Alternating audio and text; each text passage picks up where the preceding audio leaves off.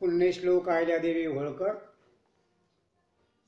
घटनेचे शिल्पकार महामानव डॉक्टर बाबासाहेब आंबेडकर, महात्मा ज्योतिबा फुले, शाहू महाराज यांना प्रथम स्मरण करून माझ्या समोर उपस्थित सर्व समाज बांधवांनो, गेल्या अनेक वर्षापासून आपल्या आरक्षणाच्या संदर्भात विविध विचारवंतांनी आपले विचार मांडले.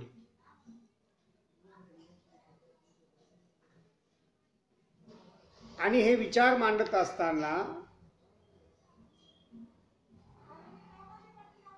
प्रत्येकाने आपापल्या पद्धतीने अभ्यास केलेला आहे.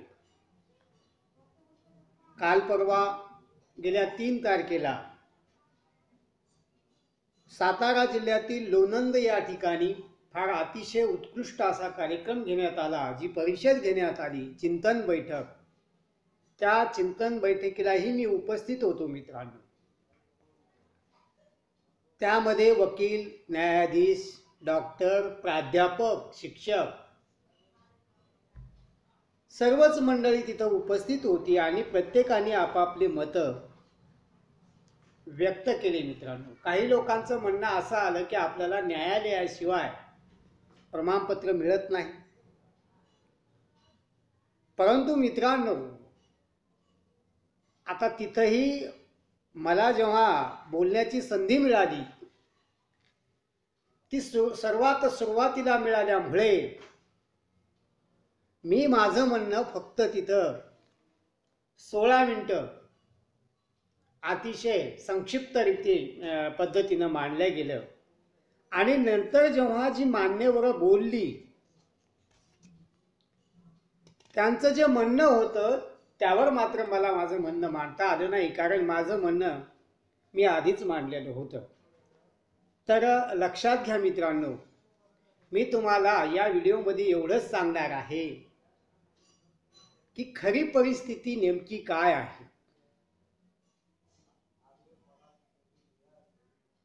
राज्य सरकार असेल, केंद्र सरकार असेल, याला आपल्या आरक्षणाच्या संदर्भामध्ये नेमकं काय करता येतं एवढं मी तुम्हाला कागदोपत्री दाखवणार आहे. तर मित्रांनो लक्षात घ्या, नेमका प्रश्न आपला काय आहे हे नीट समजून घ्या. की आपला प्रश्न एवढाच आहे की अनुसूचित जाती आणि जमाती अध्यादेश 1976 क्रमांक 108 विशोधनचा हा जो अधिनियम आहे, या अधिनियमामध्ये धनगर ऐवजी धनगड असं झालेलं आहे. आणि ही प्रिंटिंग चूक आहे, म्हणजे छपाईची चूक आहे. याला फक्त दुरुस्त करायचं आहे. तर लक्षात घ्या मित्रांनो, हे दुरुस्त कसं करता येतं, तर या अधिनियमामध्ये जो कलम आहे अनुसूचित जातीय और अनुसूचित जनजातीय आदेश संशोधन अधिनियम 1976 क्रमांक 108 यामध्ये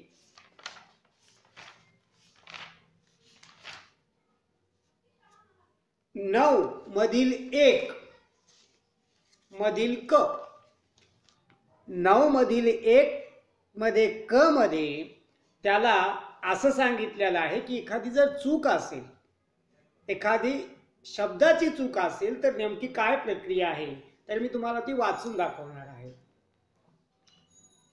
इस अधिनियम के अधीन यथा संशोधित संसदीय और विधानसभा निर्वाचन क्षेत्र परिसीमन आदेश 1976 में किसी मुद्रण संबंधी भूल को या किसी ऐसी गलती को जो अवधानता से हुई भूल या लोप के कारण हुई हो ठीक कर सकते हैं.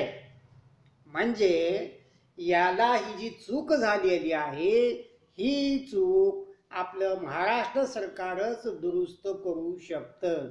आता ही चूकच आहे.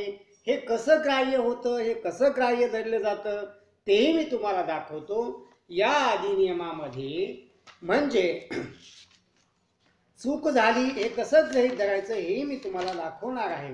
मित्रहो, या अधिनियमाच्या 5.1 क अंतर्गत म्हणजे कोणाचे नावं यायला पाहिजेत हे स्पष्टीकरण दिलेलं आहे. ते इथं काय गृहीत धरलेलं आहे तर अनुसूचित जाती आणि जमाती यांची शेवटची जनगणना म्हणजे 1971 ची जनगणना ग्राह्य धरलेली आहे मित्रांनो. आता लक्षात घ्या. आणि त्याच्या पूर्वीची म्हणजे मग 1908, 1931, 1918 अशा जनगणना की ज्या जनगणनेमधील लोकांना कास्ट, ट्राईब आणि रेस यामध्ये घेतलेला आहे अशा जनगणना. लक्षात घ्या मी काय सांगतोय. आणि अंतिम आणि शेवटची जनगणना म्हणजे 1971 ची जनगणना.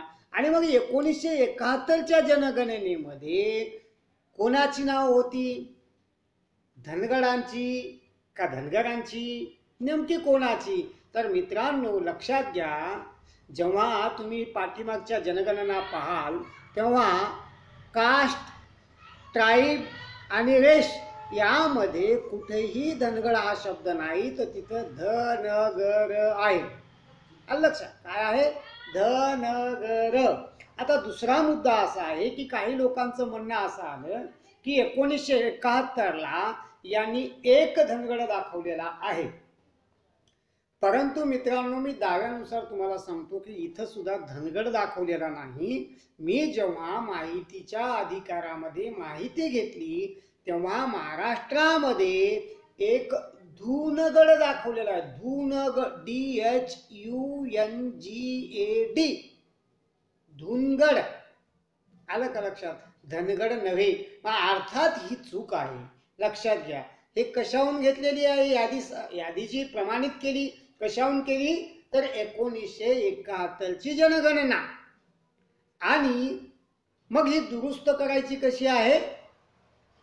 तर याच अधिनियमाच्या याच आदेशाच्या 9 मधील 1 मधील क नुसार ही दुरुस्ती करता येऊ शकते. परंतु इथं सगळी दिशाभूल केली जात आहे. आणि म्हणून तुम्हाला वारंवार मी म्हणालो मित्रांनो, जेव्हा तुम्ही मोठ्या प्रमाणात प्रमाणपत्राची मागणी करसाल, अर्ज करसाल, तेव्हा तुम्हाला 100% तुमचं प्रमाणपत्र देण्यापासून कोणीही रोखणार नाही, हे लक्षात घ्या. आता बऱ्याच वेळेला लोक वेगवेगळ्या प्रकारची प्रश्न विचारतात, तेव्हा ते व्हिडिओच्या माध्यमातून सांगणं थोडंसं कठीण गोष्ट आहे. कारण मी अनेक वेळेला हे सांगितलेलं आहे की हा विषय खूप मोठा आहे. आणि जेव्हा अनेक लोक मत मांडत असतात तेव्हा जरी मी तिथं आलो तर ही प्रदीर्घ चर्चा आपल्याला करता येत नाही. कारण प्रत्येकाला तिथं बोलायचं असतं. परिस्थिती अशी आहे की आता जेव्हा मी काही जे परिषदेला गेलो, जी चिंतन बैठक होती, जी अभ्यास परिषद होती लोणंद या ठिकाणी, तिथं सुद्धा आपल्याला पूर्ण वेळ देता आला नाही. कारण अनेक मान्यवरांना तिथं बोलायचं असतं. तर मित्रांनो लक्षात घ्या की आपलं प्रमाणपत्र कोणीही रोखू शकत नाही. आणि जे काही राजकारणी लोक आपल्याला जे काही सांगत आहेत की शिफारस पाठवणार वगैरे वगैरे वगैरे, समाविष्ट करणार वगैरे वगैरे, किंवा आपणही म्हणतो अंमलबजावणी करा, मी तर या मताशी ठाम आहे की अंमलबजावणी करा हा शब्द सुद्धा नाही मित्रांनो. लक्षात घ्या, फक्त आपल्याला त्या शब्दांची काय करायची आहे? दुरुस्ती करायची आहे. आणि ती दुरुस्ती इथली विधानसभा करू शकते मित्रांनो. मी तर एवढं म्हणेन, फक्त एक परिपत्रक काढायचं काम आहे. आणि हा शब्द धनगर नसून तो धनगरासाठी आलेला असल्यामुळे तो धनगर ग्राह्य जरा म्हणजे डीचा फक्त काय करायचा आहे? र करायचा आहे. लक्षात घ्या. वाटल्यास आता मी तुम्हाला इथून दाखवू शकत नाही, मी जे तुम्हाला सगळं वाचून दाखवलेलं आहे लक्षात घ्या. आणि मी जे म्हणालो की ही यादी जे संशोधन केलेली आहे जे 1976च्या आदेशामध्ये, तर ती मी तुम्हाला वाचून दाखवतो. याचं इथं काय लिहिलेलं आहे. अनुसूचित जातियों और अनुसूचित जनजातियों की जनसंख्या का अवधारण.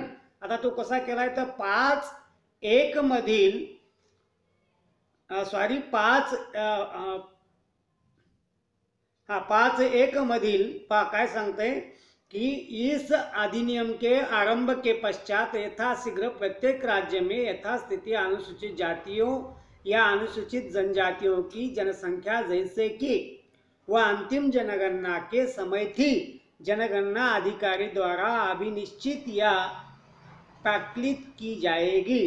त्याच्यामध्ये दोन असं सांगित, दोन मधील ख काय सांगतं बघा. किसी राज्य में किसी परिक्षेत्र में जो उक्त आधारों में निर्विष्टित आदेशों की अनुसूचियों के भागों से किसी भाग में से किसी जाति की या जनजाति के संबंध में निर्विष्टित है, इसलिए परिवर्तित किया जाता है कि ऐसी जाति या जनजाति के संबंध में बड़ा क्षेत्र विनिर्दिष्टित किया जा सके, वहाँ जनगणना प्राधिकारी अंतिम जनगणना में और किसी पूर्वतन जनगणना में जिसमें वर्धित क्षेत्र के संबंध में इस जाति या जनजाति की जनसंख्या के आंकड़े अभिनिश्चित किए गए थे, यथा अभिनिश्चित उस जाति या जनजाति की जनसंख्या के आंकड़े हिसाब में लेना और वह ऐसे आंकड़ों से उस अनुपात से जिसमें उस राज्य की या यथास्थिति खंड, जिले, तालुका, तहसील, पुलिस थाने, विकास खंड या अन्य प्रादेशिक खंड की साधारण जनसंख्या में जिसके संबंध में ऐसी जाति या जनजाति युक्त संशोधनों द्वारा निर्विष्टित की गई है, पूर्वोक्त पूर्वतन जनगणना और अंतिम जनगणना के बीच वृद्धि या कमी हुई है, वृद्धि या कमी के कारण उस जाति या जनजाति की जनसंख्या का जो 1 अप्रैल 1971 को थी अवधारण करेगा. आलं का लक्षात. म्हणजे ही जी 1971ची जनगणना ग्राह्य धरलेली आहे ज्यामध्ये धनगर एक सुद्धा नाही. लक्षात घ्या. अर्थात मग तो शब्द धनगर अर्थाने आलेला असल्यामुळे त्याची दुरुस्ती याच अधिनियमाच्या 9 मधील 1 नुसार आपल्याला करता येते. आणि म्हणून मी तुम्हाला सांगितलं की हे कधी शक्य आहे जर आपण मोठ्या प्रमाणात प्रचंड मोठ्या प्रमाणात जर प्रमाणपत्र मागणीसाठी अर्ज दाखल केले तर यांना कोणालाही आपलं प्रमाणपत्र रोखता येत नाही, कारण त्याचे सगळे पुरावे आपल्या सोबत आहे. हे सगळे पुरावे जेव्हा आपण त्या अर्जाला लावू तेव्हा यांना आपलं प्रमाणपत्र देता येतं असं माझं स्पष्ट मत आहे. आणि म्हणून तुम्ही सर्वांनी मोठ्यात मोठ्या प्रमाणावर अर्जाची मागणी करावी असं मी तुम्हाला आवाहन करतो आणि माझे 2 शब्द संपवितो. जय मल्हार.